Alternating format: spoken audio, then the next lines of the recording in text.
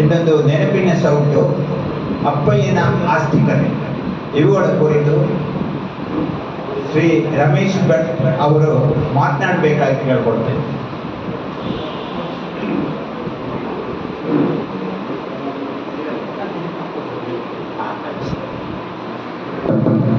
ಮತ್ತು ಪ್ರಸಭ ಅಧ್ಯಕ್ಷರಾದ ನೀಲಾವರ ಸುರೇಂದ್ರ ಅಡಿಗರು ಒಂದು ಆದೇಶ ನೀಡಿದ್ದಾರೆ. 3 ಆತ್ಮಚರಿತ್ರೆಗಳ ಕುರಿತು ಮಾತಾಡಬೇಕು ಅಂತ. ಒಂದು ಸುರೇಂದ್ರ ಅಡಿಗರ ಸೂರಿಮಾಡಿ, ಎರಡನೆಯದು ಡಾಕ್ಟರ್ ಮಹಾಬಲೇಶ್ವರ ರಾಯರ ನೆನಪಿನ ಸೌಟು, ಮೂರನೆಯದು ಸುಮಾರು 2 kg ತೂಕದ ವರ್ಗಿ ಶಂಕರನಾರಾಯಣ ಉಪಾಧ್ಯಾಯರ ಅಪ್ಪಯ್ಯನ ಆಸ್ತಿಕತೆ. ಈ 3 ಪುಸ್ತಕಗಳನ್ನ ಆತ್ಮಕಥೆ ಅಂತ ಕರಿಬಹುದು ಅನ್ನೋ ಒಂದು ಪ್ರಶ್ನೆ ನನ್ನ ಎದುರು ಮೊದಲು ಬಂತು. ಆತ್ಮಚರಿತ್ರೆ ಅನ್ಬೇಕು, ಆತ್ಮಕಥೆ ಅನ್ಬೇಕು, ಯಾಕಂದ್ರೆ ಕನ್ನಡದಲ್ಲಿ ಹೆಚ್ಚು ಶಬ್ದಗಳಿಲ್ಲ. ಇಂಗ್ಲಿಷಲ್ಲಿ ಆದ್ರೆ ನಮ್ಮ ಹತ್ರ ಆಟೋಬಯೋಗ್ರಫಿ ಇದೆ, ಬಯೋಗ್ರಫಿ ಇದೆ, ಮೆಮೋಯರ್ ಅಂತ 3 ಇಂಗ್ಲಿಷ್ ಶಬ್ದಗಳಿವೆ. ಕನ್ನಡದಲ್ಲಿ ನಾವು ಎಲ್ಲದಕ್ಕೂ ಆತ್ಮಕಥೆ ಅಂತ ಹೇಳಿಬಿಡ್ತೇವೆ. ಅದು ನಿಜವಾದ ಚರಿತ್ರೆ ಆದ್ರೆ ಆತ್ಮಚರಿತ್ರೆ, ಸ್ವಲ್ಪ ಕಥೆ ಇದ್ರೆ ಆತ್ಮಕಥೆ ಅನ್ಕೊಂಡ. ಆಟೋಬಯೋಗ್ರಫಿ ಅಂದ್ರೆ ಒಬ್ಬ ಮನುಷ್ಯ ತನ್ನ ಬಗ್ಗೆ ತಾನೇ ಬರ್ಕೊಳ್ಳೋದು, ತನ್ನ ಕಥೆಯನ್ನು ತಾನೇ ಬರ್ಕೊಳ್ಳೋದು, ಅದು ಆತ್ಮಚರಿತ್ರೆ ಅಥವಾ ಆತ್ಮಕಥೆ. ಉದಾಹರಣೆಗೆ ಮಹಾತ್ಮ ಗಾಂಧೀಜಿಯವರ ನನ್ನ ಸತ್ಯಾನ್ವೇಷಣೆ, ಅಥವಾ ಶಿವರಾಮ ಕಾರಂತರ ಹುಚ್ಚು ಮನಸ್ಸಿನ 10 ಮುಖಗಳು, ಸ್ಮೃತಿ ಪಟಲದಿಂದ ಅಳಿದುಳಿದ ನೆನಪುಗಳು, ಮಾಸ್ತಿಯವರ ಭಾವ, ಅಥವಾ ಲಂಕೇಶರ ಹುಳಿಮಾವಿನ ಮರ, ಅಥವಾ ಬಿಳಿಮಲೆಯ ಕಾಗೆ ಮುಟ್ಟಿದ ನೀರು. ಈ ಪುಸ್ತಕಗಳನ್ನೆಲ್ಲ ನಾವು ಆತ್ಮಕಥೆ ಅಥವಾ ಆತ್ಮಚರಿತ್ರೆ ಅನ್ಕೊಂಡು ಅವು ಕಂಟೆಂಟ್ಗಳನ್ನು ನೋಡಿದ ಕೂಡ ನಿಮಗೆ ಕ್ಲಾಸಿಫೈ ಮಾಡಿ ಸುಲಭವಾಗತ್ತೆ. ಆತ್ಮಚರಿತ್ರೆ ಅಂದ್ರೆ ಅದು ಚರಿತ್ರೆಯೇ, ಅದು ಆತ್ಮಕಥೆ ಅಂದ್ರೆ ಸ್ವಲ್ಪ ಕಲ್ಪಕಥೆ, ತನ್ನ ಬಗ್ಗೆ ತಾನು ಹೆಚ್ಚು ಹೇಳ್ಕೊಡೋದು, ಇದೆಲ್ಲ ಇರುತ್ತೆ ಅಂತ. ಎರಡನೆಯದು ಬಯೋಗ್ರಫಿ. ಬಯೋಗ್ರಫಿ ಅಂದ್ರೆ ಒಬ್ಬನ ಇತಿಹಾಸವನ್ನು ಇನ್ನೊಬ್ಬರು ಬರೆಯೋದು. Biography is the life history of an individual return by somebody else ಅನ್ಕೊಂಡು ಒಂದು ಡೆಫಿನೇಷನ್ ಕೂಡ ಇದೆ. ಜೀವನ ಚರಿತ್ರೆ. ನೇಮಿಚಂದ್ರರವರು ಬರೆದ ಒಂದು ಪುಸ್ತಕ ಬದುಕು ಬದಲಿಸಿದ ಭವೇಶ್ ಭಾಟಿಯಾ ಅಂತ, ತುಂಬಾ ಚೆನ್ನಾಗಿರೋ ಪುಸ್ತಕ, ನಿಮಗೆ ಸಿಕ್ಕಿದ್ ನೋಡಿ. ಬಯೋಗ್ರಫಿ ಅಥವಾ ಅದು ಆತ್ಮಚರಿತ್ರೆ ಅಲ್ಲ, ಅದು ಜೀವನ ಚರಿತ್ರೆ. ಕನ್ನಡದಲ್ಲಿ ಜೀವನ ಚರಿತ್ರೆ ಅನ್ನೋ ಶಬ್ದವನ್ನು ಬಳಸ್ಕೊಳ್ಬಹುದು ನಾವು. ಜೀವನ ಚರಿತ್ರೆ, ಅತ್ಯುತ್ತಮವಾದ ಜೀವನ ಚರಿತ್ರೆ ಅಂದ್ರೆ ಏನು ಅಂತ ಅದನ್ನು ಓದ್ಬಹುದು. ಅಥವಾ ಸುಗತ ಶ್ರೀನಿವಾಸ್ ಒಂದು ಪುಸ್ತಕ ಬರೆದಿದ್ದಾರೆ, ನೇಗಿಲ ಯೋಗಿ ಅನ್ಕೊಂಡು. ಯಾರ ಬಗ್ಗೆ ಗೊತ್ತಾ? ದೇವೇಗೌಡರ ಬಗ್ಗೆ ಒಂದು ಪುಸ್ತಕ ಬರೆದಿದ್ದಾರೆ, ಓದಿ ನೋಡಿ, ತುಂಬಾ ಚೆನ್ನಾಗಿದೆ. ಕತೆ ಅನ್ಕೊಂಡಲ್ಲ, ಅದನ್ನ ಜೀವನ ಚರಿತ್ರೆ ಅಂತ ಓದಿ ನೋಡ್ಬಹುದು. ಅಥವಾ ಅನಂತ್ನಾಗ್ ಬರೆದ ನನ್ನ ತಮ್ಮ ಶಂಕರ ಅನ್ನೋ ಪುಸ್ತಕ. ಮೂರನೆಯದು NS ಲಕ್ಷ್ಮೀನಾರಾಯಣರು ಬರೆದ ಅರುಣಾಚಲದ ಆತ್ಮಯೋಗಿ ರಮಣ ಮಹರ್ಷಿ ಅನ್ನೋ ಪುಸ್ತಕ. ಇದೆಯಲ್ಲ ಇನ್ನೂ ಚೆನ್ನಾಗಿರೋ ಪುಸ್ತಕ ನೀವು ಇಂಗ್ಲಿಷ್ನಲ್ಲಿ ಓದೋದಿರೋ ವಾಲ್ಟರ್ ಐಸಾಕ್ಸನ್ ಅಂತ ಒಬ್ಬ ಇದ್ದಾನೆ. ಅವನು ತುಂಬಾ ಬಯೋಗ್ರಫಿಗಳನ್ನು ಬರೆದಿದ್ದಾನೆ. ಸ್ಟೀವ್ ಜಾಬ್ಸ್ ಬಗ್ಗೆ ಬರೆದ ಪುಸ್ತಕ ಒಂದು ಬೆಸ್ಟ್ ರೀಡರ್. ಅದು the exclusive biography of Steve jobs ಅಂತ ಒಂದು ಪುಸ್ತಕ. ಎಲನ್ ಮಸ್ಕ್ ಬಗ್ಗೆ, ಏನ್ಸ್ಟೈನ್ ಬಗ್ಗೆ, ಹೀಗೆ 16 ಜನರ ಜೀವನ ಚರಿತ್ರೆಗಳನ್ನ ವಾಲ್ಟರ್ ಐಸಾಕ್ಸನ್ ಅನ್ನುವ ನ್ಯೂಯಾರ್ಕ್ ಟೈಮ್ಸ್ ನ ಪತ್ರಕರ್ತ, ಅವನು ಒಬ್ಬ ಪತ್ರಕರ್ತ ಬರೆದ ಹಲವು ಪುಸ್ತಕಗಳು ಅತ್ಯುತ್ತಮ ಜೀವನ ಚರಿತ್ರೆಗಳು. ಶಿವರಾಮ ಕಾರಂತರ ಹುಚ್ಚು ಮನಸ್ಸಿನ 10 ಮುಖಗಳ ಮುನ್ನುಡಿ ಎಲ್ಲ ಒಂದು ಪ್ರಕರಣ ಹೇಳ್ತಾರೆ. ಅದನ್ನ ನಾನು ಮೊದಲು ಎಲ್ಲ ಮಾತನ್ನ ಆರಂಭಿಸುವ ಮೊದಲನ್ನು ಹೇಳ್ಕೊಡ್ಬೇಕಾಗತ್ತೆ. ಕಾರಂತರು ಸುಮಾರು 60ರ ವಯಸ್ಸು, 50-60ರ ಮಧ್ಯದಲ್ಲಿರುವಾಗ ಅವರ ಸಾಧನೆಗಳನ್ನು ನೋಡಿ ಸಂತೋಷ ಪಟ್ಟ ಒಬ್ಬ ಅವರ ಮಿತ್ರರು ಹೇಳಿದ್ರಂತೆ, ನಿಮ್ಮ ಆತ್ಮಚರಿತ್ರೆ ನಾನು ಬರಿತೇನೆ, ಜೀವನ ಚರಿತ್ರೆ ನಾನು ಬರಿತೇನೆ ಅಂತ ಉತ್ಸಾಹವನ್ನು ತೋರಿಸಿದಂತೆ. ಆಗ ಕಾರಂತರು, ನನ್ನನ್ನು ನೀವು ಕೊಲ್ಲಬೇಕಂತಿಲ್ಲ, ಬೇಕಿದ್ರೆ ಸಾಯ್ಬೇಕಂತ ನಾನೇ ಕೊಂದುಕೊಳ್ತೇನೆ ನನ್ನ ಅಂತ ಹೇಳಿದ್ರಂತೆ. ಯಾಕೆ ಗೊತ್ತಾ? ಇಂಗ್ಲಿಷ್ನಲ್ಲಿ ತುಂಬಾ ಚೆನ್ನಾಗಿರೋ ಮಾತಿದೆ, ಕನ್ನಡ ಅನುವಾದ ಮಾಡಿ ಹೇಳೋದಿಲ್ಲ. ಆಟೋಬಯೋಗ್ರಫಿ ಅಂದ್ರೆ ಅದು ಆತ್ಮಹತ್ಯೆ, ಬಯೋಗ್ರಫಿ ಅಂದ್ರೆ ಕೊಲೆ. ಕಾರಂತರು ಹೇಳಿದ್ದೇನೆ, ನೀವು ನನ್ನ ಬಗ್ಗೆ ಬರೆದ್ರೆ ಬಯೋಗ್ರಫಿ ಆಗತ್ತೆ, ನೀವು ನನ್ನ ಕೊಲೆ ಮಾಡಿದಾಗ ಆಗತ್ತೆ. ಅದ್ರ ಬದಲು ಆಟೋಬಯೋಗ್ರಫಿ, ನನ್ನ ಆತ್ಮಚರಿತ್ರೆ ನಾನೇ ಬರ್ಕೊಳ್ತೇನೆ, ಅದು ಆತ್ಮಹತ್ಯೆ ಆಗತ್ತೆ ಅನ್ಕೊಂಡು. ಇದು ಆತ್ಮಹತ್ಯೆಯ ಕೊಲೆ ಅಂತ ಹುಡುಕೋದು ಹೇಗೆ? ಒಂದು ಪುಸ್ತಕ ಇದೆ, ಮಲಾಲಾ ಯೂಸುಫಾಗಿ ಹೆಸರು ಕೇಳಿರ್ಬೋದು ನೀವು. ನೊಬೆಲ್ ಪಾರಿತೋಷಕವನ್ನು, ಶಾಂತಿ ಪಾರಿತೋಷಕವನ್ನ ತನ್ನ 18ನೇ ವಯಸ್ಸಲ್ಲಿ ತಗೊಂಡ ಹುಡುಗಿ. ಆ ಹುಡುಗಿ ಒಂದು ಆತ್ಮಚರಿತ್ರೆ ಬರ್ಕೊಂಡಿದ್ದಾಳೆ, ಅಯ್ಯ ಮಲಾಲಾ ಅಂತ. ಆ ಪುಸ್ತಕ ತೋರಿಸ್ಕೊಂಡು ನಾನು ಓದ್ಲಿಕ್ಕೆ ಸ್ಟಾರ್ಟ್ ಮಾಡಿದೆ. ಓದ್ತಾ ಹೋದಾಗ ನಿಮ್ಗೆ ಗೊತ್ತಾಗತ್ತೆ ಇದು ಅವಳು ಬರೆದಲ್ಲ, ಯಾರೋ ದೊಡ್ಡ ಸ್ಪಾಲರ್ ಬರೋದು ಅಂತ. ನನ್ನ ಅನುಮಾನವನ್ನು ಸ್ಪಷ್ಟೀಕರಿಸುವ ಮಾಡಿಸುವಂತಹ ಲೇಖನಗಳು ಮತ್ತೆ ಕಾಣಬಂದವು. ಅದನ್ನ ಅವಳ ಅಪ್ಪ ಜಿಯಾವುದ್ದೀನ್ ಅನ್ಕೊಂಡು, ಫುಲ್ ಹೆಸರು ನಾನು ಕರೆಕ್ಟ್ ನೆನಪಿಲ್ಲ, ಜಿಯಾವುದ್ದೀನ್ ಅವ್ನ ಸಾರಿ ಹೆಸರು, ಜಿಯಾವುದ್ದೀನ್ ಅನ್ನೋನು ಬರೆದದ್ದು ಅಂದ್ಕೊಂಡು ಕೊನೆಗೆಲ್ಲ ಕಂಡಿಡಿದ್ರು. ಒಟ್ಟೊಳಗೆ ಆಕೆ ನೊಬೆಲ್ ಪಾರಿತೋಷಕವನ್ನು ತಗೊಂಡಾಯ್ತು, ಕಾಶ್ಮೀರದ ಬಗ್ಗೆ ಸ್ಟೇಟ್ಮೆಂಟ್ ಕೊಟ್ಟಾಯ್ತು, ಎಲ್ಲ ಮುಗಿದೋಯ್ತು ಬಿಡಿ. ಇದ್ರ ಜೊತೆಯಲ್ಲಿ ಬಯೋಗ್ರಫಿ ಮತ್ತು ಆಟೋಬಯೋಗ್ರಫಿಗಳ ಜೊತೆ ಮೂರನೇ ಶಬ್ದ ಒಂದಿದೆ, ಮೆಮೋಯರ್ ಅಂತ. ಮೆಮೋಯರ್ ಅಂದ್ರೆ ಸ್ಮೃತಿ ಚಿತ್ರ ಅಥವಾ ಕಲೆಕ್ಷನ್ ಆಫ್ ಮೆಮೊರೀಸ್, ನೆನಪುಗಳನ್ನು ಸಂಗ್ರಹಿಸೋದು. ಅದು ಇತಿಹಾಸವೋ ಅಲ್ಲೋ ಗೊತ್ತಿಲ್ಲ, ಯಾಕಂದ್ರೆ ನೆನಪುಗಳನ್ನ ನನ್ನ ನೆನಪುಗಳು ಮಾತ್ರ ಅಲ್ಲ. ನಾನೀಗ ಕಾರಂತರು ನಮ್ಗೆ ಹೇಳಿದ ಮಾತುಗಳನ್ನ ಹೇಳ್ತೇನೆ, ಅಥವಾ ಕಾರಂತರು ನನ್ನ ಮಾವನ ಹತ್ರ ಅಥವಾ ಏಸನ್ ಹೆಬ್ಬಾರ್ ಅಂತ ಹೇಳಿದ ಮಾತುಗಳನ್ನು ನಾನು ಹೇಳ್ತೇನೆ, ಅದೆಲ್ಲ ನೆನಪುಗಳೇ. ಅದರಲ್ಲಿ ಎಷ್ಟು ಸತ್ಯ ಎಷ್ಟು ಅಸತ್ಯ ನಮ್ಗೆ ಗೊತ್ತಿರೋದಿಲ್ಲ. ಇದನ್ನ ಉದಾಹರಣೆ ಬೇಕಿದ್ರೆ DVG ಅವರ ಜ್ಞಾಪಕ ಚಿತ್ರಶಾಲೆಯನ್ನು ನೋಡಿ. ಮೆಮೊರಿಗಳನ್ನ ಬರೆಯುವಾಗ ನೀವು ಯಾರ ಬಗ್ಗೆ ಎಷ್ಟು ಹೊಗಳಿಕೆಗಳನ್ನು ಬೇಕಿದ್ರೂ ಬಳಸಬಹುದು. DVG ಅವರ ಜ್ಞಾಪಕ ಚಿತ್ರಶಾಲೆ. ಪ್ರೊಫೆಸರ್ UL ಆಚಾರ್ಯ ಒಂದು ಪುಸ್ತಕ ಇದೆ, ತೇಹಿನೋ ದಿವಸಾಗತಃ, ತುಂಬಾ ಚೆನ್ನಾಗಿರೋ ಮೆಮೊಯರ್. ಅವರ ಕಾಲದ ನೆನಪುಗಳನ್ನ ಕಟ್ಟಿಕೊಡ್ತಾರೆ ಮುಂದಿನ ತಲೆಮಾರಿಗೆ ಓದಲಿಕ್ಕೆ. ನನ್ನ ತಲೆಮಾರು ಹೀಗಿತ್ತು ಅನ್ಕೊಳ್ತಾರೆ. ಮತ್ತೆ TS ಸತ್ಯನ್ ಅನ್ನುವ ಫೋಟೋಗ್ರಾಫರ್ ಒಬ್ಬರು ಕಾಲಕ್ಕೆ ಕನ್ನಡಿ ಅಂತ ಒಂದು ಪುಸ್ತಕ ಬರೆದಿದ್ದಾರೆ. ತೇಜಸ್ವಿ, ಪೂರ್ಣಚಂದ್ರ ತೇಜಸ್ವಿ, ಕುವೆಂಪು ಬಗ್ಗೆ ಒಂದು ಪುಸ್ತಕ ಬರೆದಿದ್ದಾರೆ, ಅಣ್ಣನ ನೆನಪು ಅಂತ. ಇದೆಲ್ಲ ಮೆಮೊಯರ್ಸ್. ಮೆಮೊಯರ್ಸ್ಗೆ ನಾವು ಕನ್ನಡ ಶಬ್ದ ಬೇಕಿದ್ರೆ ಸ್ಮೃತಿ ಚಿತ್ರ ಅಂತ ಉಪಯೋಗಿಸಬಹುದು. ಹೀಗಾಗಿ ಜೀವನ ಚರಿತ್ರೆ, ಆತ್ಮಚರಿತ್ರೆ ಮತ್ತು ಸ್ಮೃತಿ ಚಿತ್ರ, 3 ಪುಸ್ತಕ ಇದೆ ನನ್ನ ಹತ್ರ. ಇದರಲ್ಲಿ ಯಾವುದು ಜೀವನ ಚರಿತ್ರೆ, ಯಾವುದು ಆತ್ಮಚರಿತ್ರೆ, ಯಾವುದು ಸ್ಮೃತಿ ಚಿತ್ರ ಅಂದ್ಕೊಂಡು ಹುಡುಗರಿಗೆ ನಿಮ್ಮ ಸಮಯವನ್ನ ನೀವು ಬಳಸ್ಕೊಳ್ಬೇಕು. ನಾನು ಮೊದಲಿಗೆ ನನಗೆ ಆತ್ಮಚರಿತ್ರೆ ಅನ್ನಿಸಿದ ಒಂದು ಪುಸ್ತಕದಿಂದ ನಾನು ನನ್ನ ಮಾತುಗಳನ್ನು ಆರಂಭಿಸ್ತೇನೆ. ನೀಲಾವರ ಸುರೇಂದ್ರ ಅಡಿಗರ ಸೂರಿಮಾಣಿ. ಕಳೆದ ವರ್ಷ ಡಿಸೆಂಬರ್ 2ನೇ ತಾರೀಕಿನ ದಿನ ಉಡುಪಿ ಜಿಲ್ಲಾ 16ನೇ ಕನ್ನಡ ಸಾಹಿತ್ಯ ಸಮ್ಮೇಳನ ನಡೀತು ಕೋಟ ಹೈಸ್ಕೂಲ್ನಲ್ಲಿ.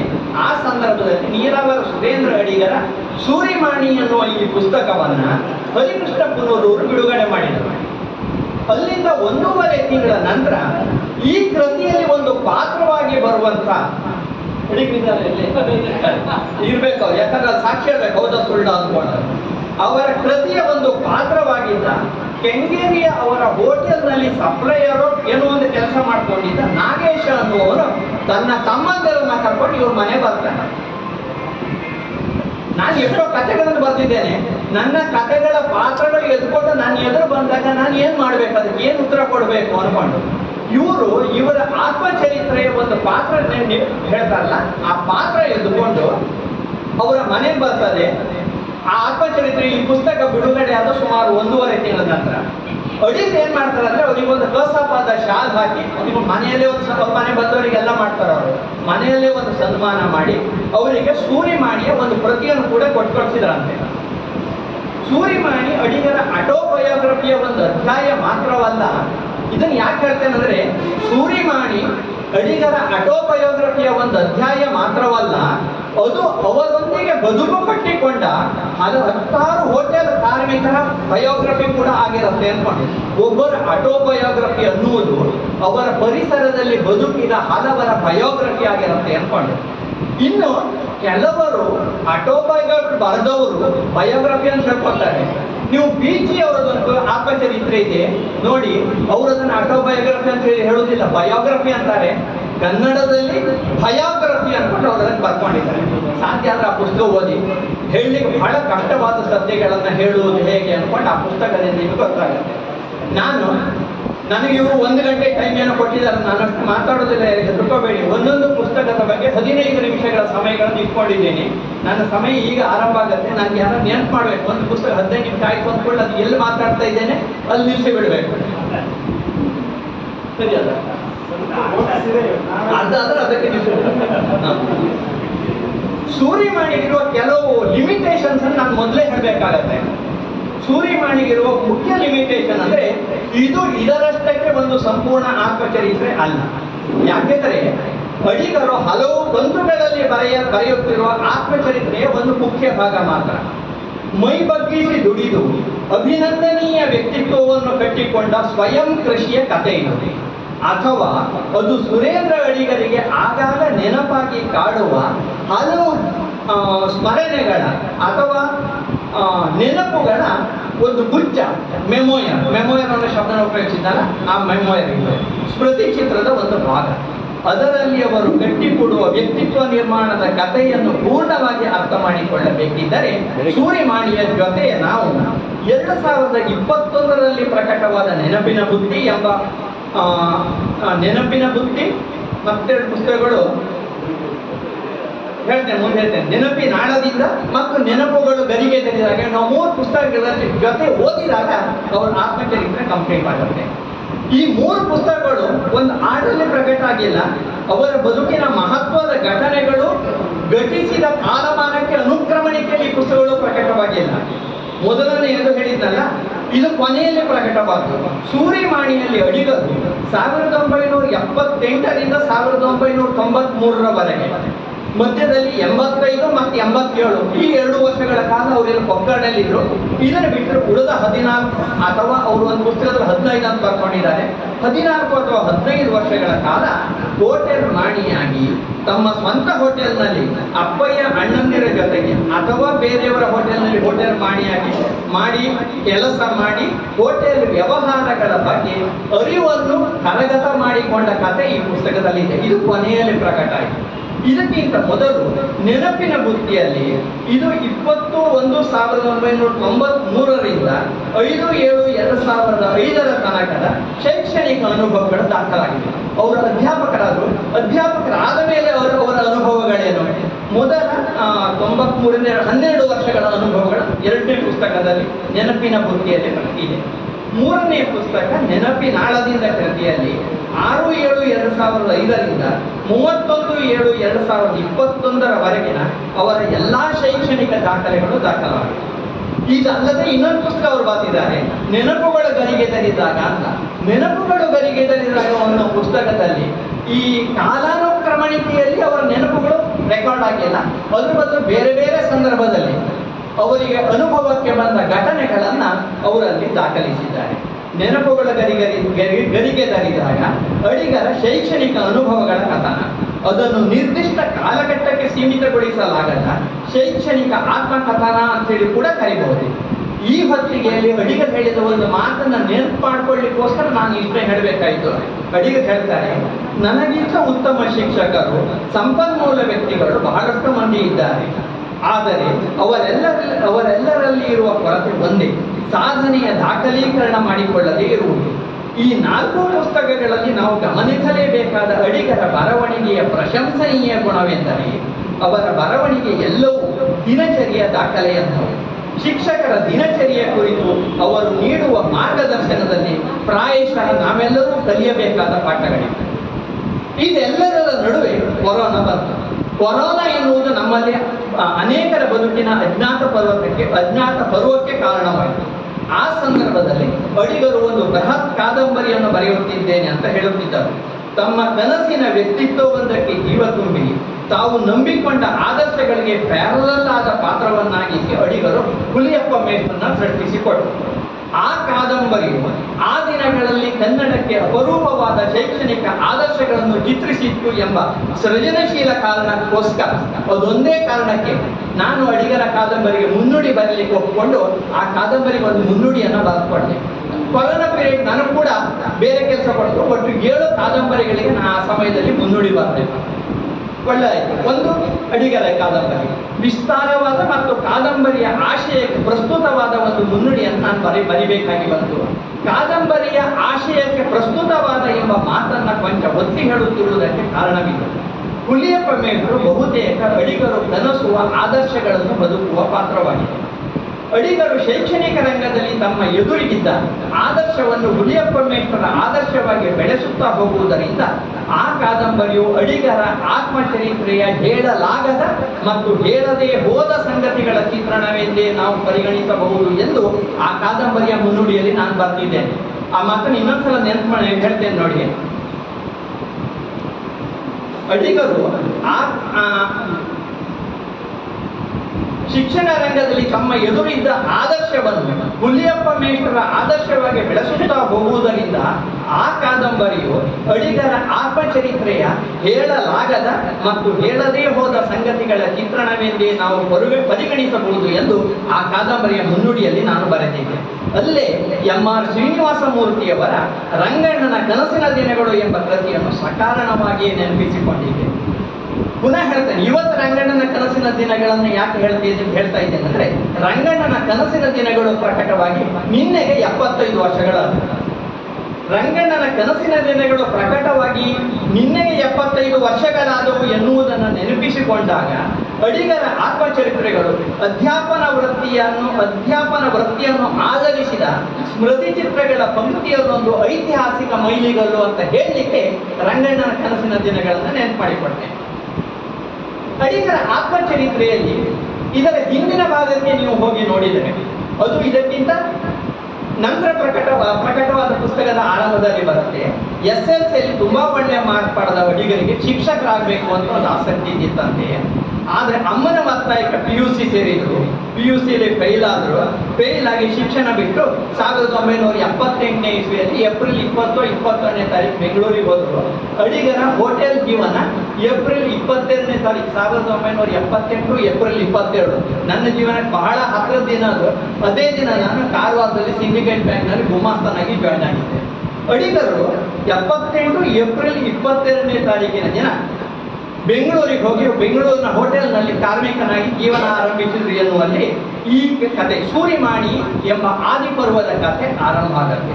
1978ರಲ್ಲಿ ಅವರ ಅಪ್ಪಯ್ಯ ಅನಂತಯ್ಯ ಅಡಿಗರು ಚಿಕ್ಕಪೇಟೆ ರಾಘವೇಂದ್ರ ಸ್ವಾಮಿ ಪ್ರಸನ್ನ ಹೋಟೆಲ್ನಲ್ಲಿ ಉದ್ಯೋಗದಲ್ಲಿ ಇದ್ದು ಇತರ ಹಲವು ಹೋಟೆಲ್ಗಳ ಲೆಕ್ಕಪತ್ರ ಬರೆಯುತ್ತಿದ್ದರಂತೆ.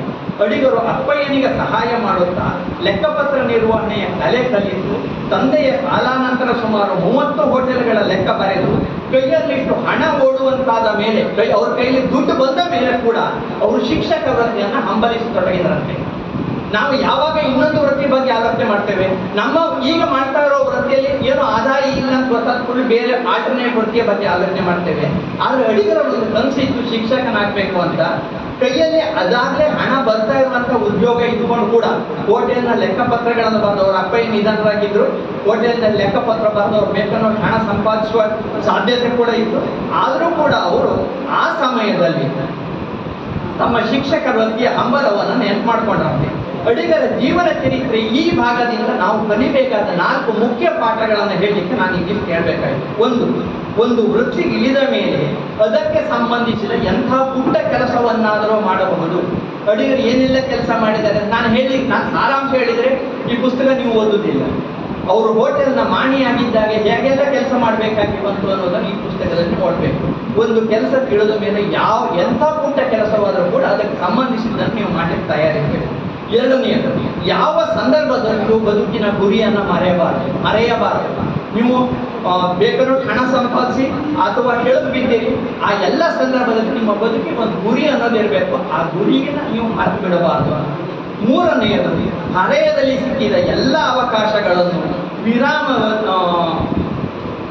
ವಿರಾಮದ ಸಮಯವನ್ನು ಕೂಡ ಸದುಪಯೋಗ ಪಡಿಸಿಕೊಳ್ಬೇಕು ಅಂತ. ಬದುಕಿನ ಕೊನೆಯ ಹಂತದಲ್ಲಿ ನಮ್ಮಂಥವರು ಸಮಯವನ್ನು ಬಳಸಿಕೊಳ್ಳೋದು ಅಂತ ಪ್ರಶ್ನೆ ಎಲ್ಲ ಬರೋಲ್ಲ. ಹರೆಯದ ಕಾಲದಲ್ಲಿ ಇದೆಯಲ್ಲ, ನಮ್ಮಲ್ಲಿ ಹೆಚ್ಚಿನವರು ಸಮಯವನ್ನು ವ್ಯರ್ಥಗೊಳಿಸುವ ಅವಧಿ. ಆ ಸಮಯದಲ್ಲಿ ಅಡಿಗರು ಜೀವನದ ಒಂದೇ ಒಂದು ಉದ್ದೇಶವನ್ನು ನೆನಪಿಟ್ಕೊಂಡು ಅವ್ರ ಮನಸ್ಸಲ್ಲಿ 2 ಇತ್ತು. ಒಂದು ಕನ್ನಡಕ್ಕಾಗಿ ಕೆಲಸ ಮಾಡೋದು, ಮತ್ತೊಂದು ಮೇಫ್ರಾಗೋದು.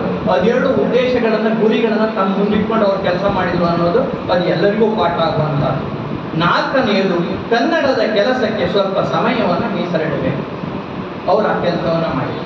ಹೋಟೆಲ್ ಕೆಲಸ ಮಾಡುತ್ತಾ ಟೈಪಿಂಗ್ ಮತ್ತು ಶೀಘ್ರಲಿಪಿ ಪಾಸು ಮಾಡಿದ್ದು ಮಾತ್ರವಲ್ಲ, ಸಾಹಿತ್ಯಿಕ ಚಟುವಟಿಕೆಗಳಲ್ಲಿ ತೊಡಗಿಕೊಂಡು 1985ರಿಂದ 87ರ ಅವಧಿಯಲ್ಲಿ ಕೊಕ್ಕರ್ಣಿಯಲ್ಲಿ TCH ಮಾಡಿ ಮತ್ತೆ ಬೆಂಗಳೂರಿಗೆ ಹಿಂದಿರುಗಿ TCH ಆದ ಮೇಲೆ ಅದೇ ಕೂಡಲೇ ಕೆಲಸ ಸಿಕ್ಕಿಲ್ಲ. ಮತ್ತೆ ಬೆಂಗಳೂರಿಗೆ ವಾಪಸ್ ಹೋಗಿ 92ನೇ ಇಸ್ವಿವರೆಗೆ 93ನೇ ಇಸ್ವಿವರೆಗೆ ಹೋಟೆಲ್ ದುಡಿಮೆಯನ್ನು ಮುಂದುವರಿಸಿದ್ರು. 92ರಲ್ಲಿ ಅವರಿಗೆ ಉದ್ಯೋಗ ಕೆಲಸದ ಆರ್ಡರ್ ಸಿಕ್ಕಿದ್ರು. ಅವ್ರು ಸೆಲೆಕ್ಟ್ ಆದರೂ ಕೂಡ ಅವರಿಗೆ ಉದ್ಯೋಗ ಸಿಕ್ಕಿದ್ರು. ನನಗೆ ಗೊತ್ತಿರುವ ನೆನಪಿರೋ ಹಾಗೆ 93ರಲ್ಲಿ.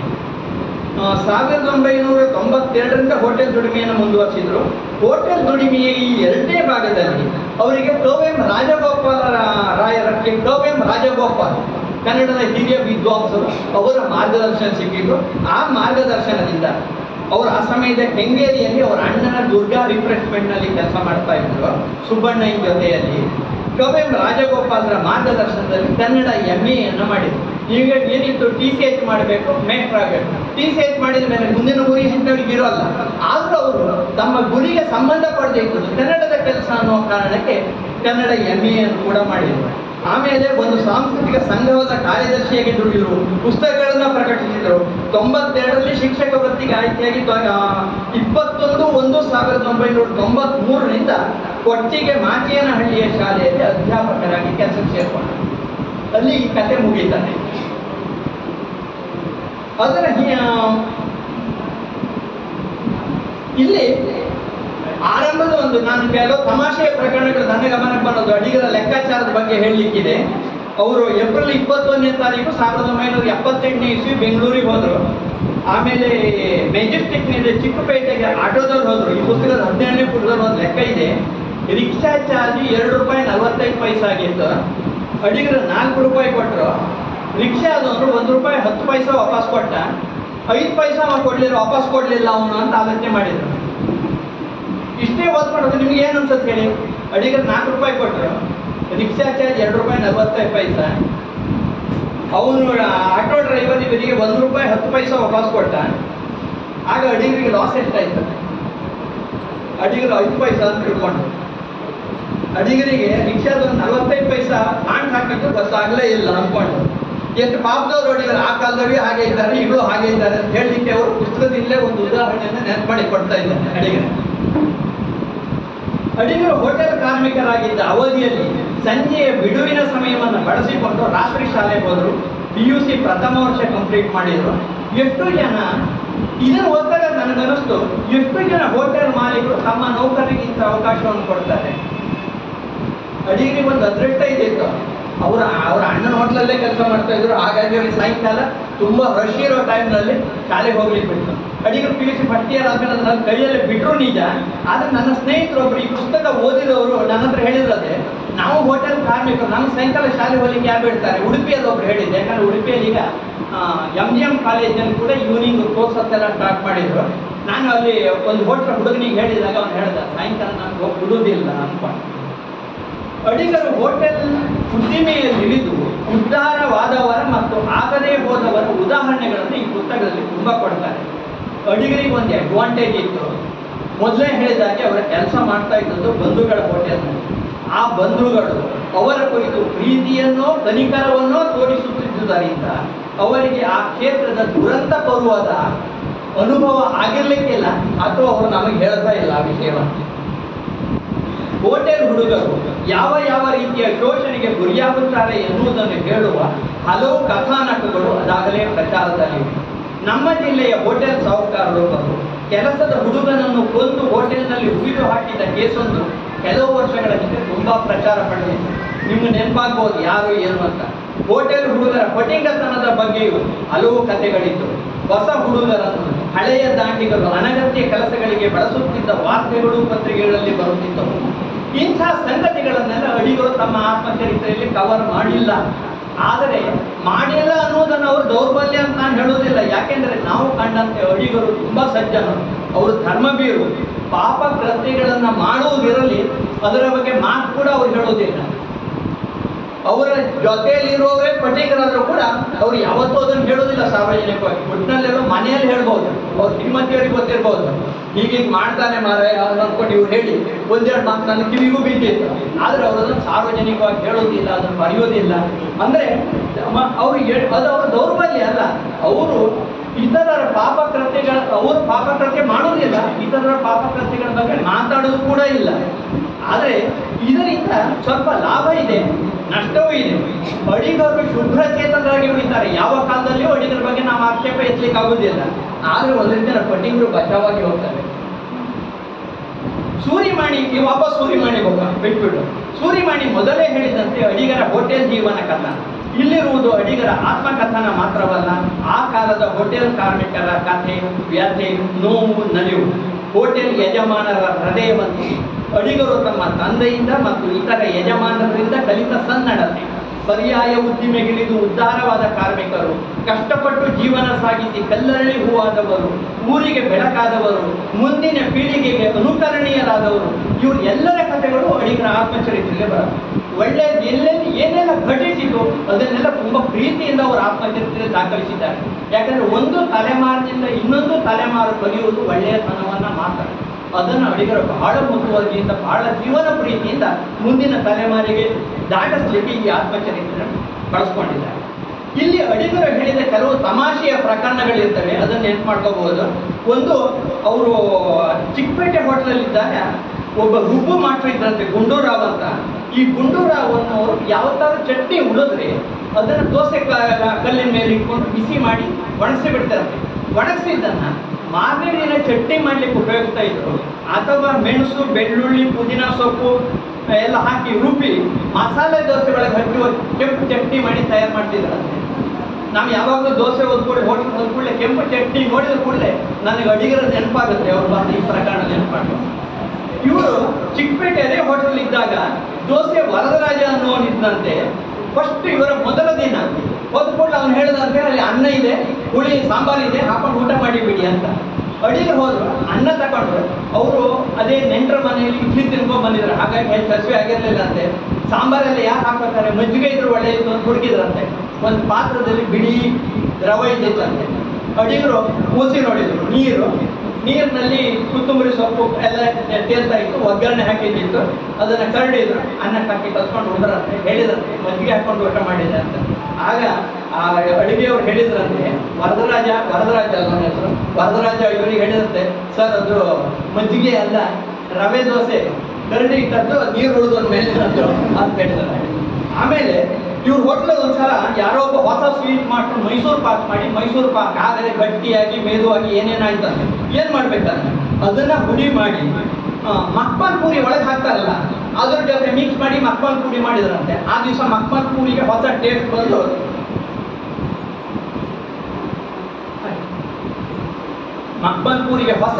ಬಂದು ಮಕ್ಮಲ್ ಪೂರಿಯನ್ನ ನಷ್ಟವಾಗ ವೇಸ್ಟ್ ಆದ ಮೈಸೂರು ಪಾಕಿನ ಪದಾರ್ಥಗಳು ವೇಸ್ಟ್ ಆಗದ ಹಾಗೆ ನೋಡ್ಕೊಂಡಂತೆ. ಆಮೇಲೆ ಇನ್ನೊಂದು ಕಡೆ ಅಡಿಗರ ಸಾಹಸ ಇತ್ತು. ಕೇಸರಿ ಬಾತು ಮತ್ತು ಉಪ್ಪಿಟ್ಟನ್ನ ಸಮ ಪ್ರಮಾಣದಲ್ಲಿ ಒಂದು ಹೋಟೆಲ್ ಕೊಟ್ಟರೆ ಏನ್ ಹೇಳ್ತಾರೆ ಹೇಳಿ, ಅದಕ್ಕೆ ಚೌಚೌ ಬಾತ್ ಅಂತಾರೆ. ಅಡಿಗರು ಒಂದು ಹೊಸ ಪ್ರಯೋಗ ಮಾಡಿದ್ರು, ಮೋಹನ್ ಬಾತ್ ಅಂದ್ಕೊಂಡು. ಅವ್ರ ಹೋಟೆಲಲ್ಲಿ ಚಿತ್ರಾನ್ನ ಉಳಿದಿತ್ತಂತ. ಏನ್ ಮಾಡೋದು, ಸೊ 3 ಪ್ಲೇಟ್ ಇಟ್ರು. ಒಂದೇ ತಟ್ಟೆ, ಒಂದು ದೊಡ್ಡ ಪ್ಲೇಟ್ ನಲ್ಲಿ ಒಂದು ಸಣ್ಣ ಲೋಟದ ಹಾಕಿ ಗೋಚಿ ಹಾಕ್ತಾರೆ.